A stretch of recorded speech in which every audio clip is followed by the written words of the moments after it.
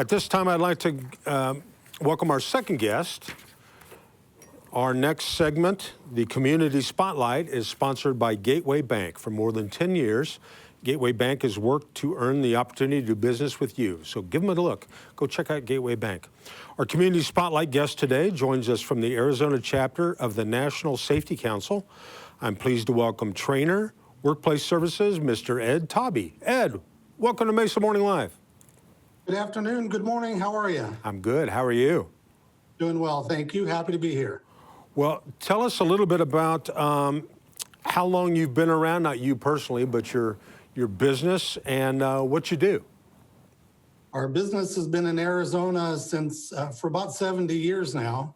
On the national level, the National Safety Council was founded in 1913, and we are a nonprofit organization dedicated to safety in the workplace, on the roadways, at play, at home, wherever we can help prevent unnecessary deaths.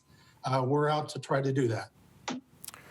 Well, you know, safety is one word that you just keep hearing daily, hourly, when it comes to the pandemic.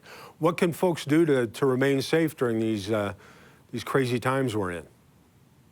Well, obviously, following CDC guidelines, mask distancing, doing everything we need to do to prevent transmission of the disease.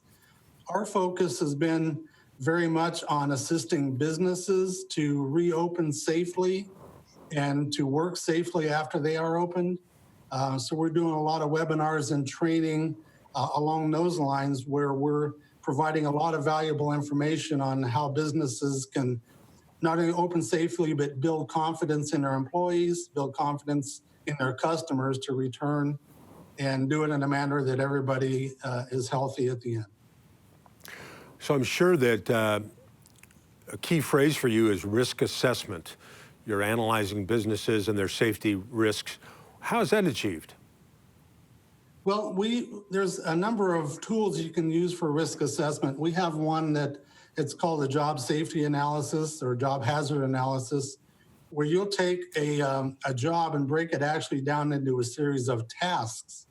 And with those tasks, you can identify what the potential hazards might be associated with it and start to implement controls to help prevent an exposure to that risk that might take place. So you break down these tasks into individual steps. With each step, you analyze the risk, and then you implement a control to make sure that that risk is mitigated and keeps everybody safe and protected during that task. So that's a really simple way to do it.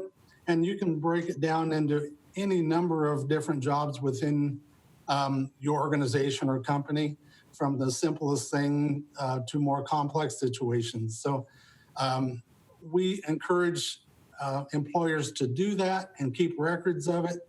That way, if there is any sort of incident down the road or a compliance inspection, you have everything documented that you've done your due diligence to analyze the risk and mitigate it with controls. Okay, I think I followed that. Is there an example you could give of maybe a business that you've worked with and kind of implemented those controls? What would be a good example? Well, an example that we use in our webinars is, let's say my job is I'm an electrician, but my task today is to change out a faulty light switch. So you would go through those steps of what do I need to do to change the light switch, and list those incrementally, and then identify what hazards, and then implement the controls. For example, do I have insulated gloves? Am I doing the proper log-out, tag-out procedures to eliminate the power? Do I have all the other tools I need to accomplish the task? And so that would be just an example of how to break down a job of an electrician down into a task of changing a switch, and then listing all the hazards and controls in place to do that safely.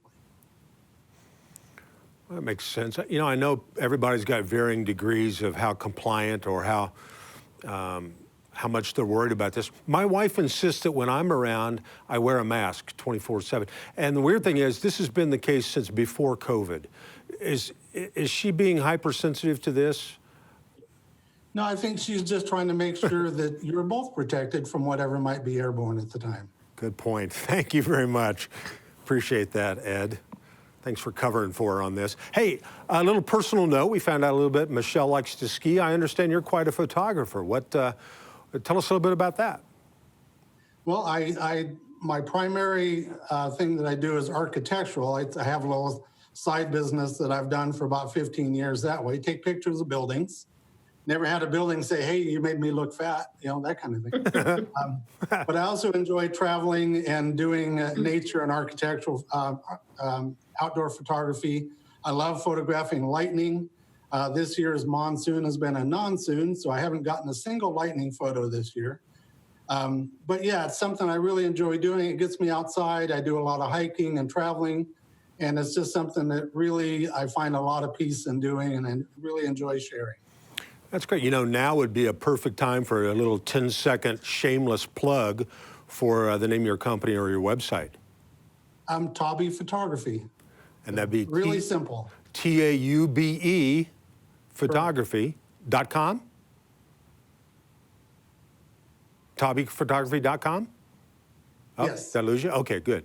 All right. I thought maybe I confused you. A lot of times that heavy technical jargon will throw a guest off, so appreciate that. So let's talk a little bit about the legal implications regarding testing. I know a big thing everywhere you go, temperature control. They want to make, I went to the dentist last week, and of course you walk in out of the Phoenix heat, and the first thing you do is take your temperature, and I'm like, I'm pretty sure I'm going to be, it was 143 outside. I'm probably going to be a little on the high end, but what are the legal implications of that? Well, and there's differences between testing people that are coming into your building and testing your employees. You're right. You go to a doctor's office, dentist's office, they're doing a temperature check. But when you start the process of testing your employees, you have to be aware that there are also laws in place having to do with privacy of that information. Because under ADA and OSHA, when you do a temperature check, it's actually considered to be a physical examination. And as a result, you have to protect the results of that testing. So let's say you're testing all your employees, they're all lined up at the door, and you're doing a forehead scan. One thing you can't do is announce what the temperature is you just took, because that is disclosing medical information.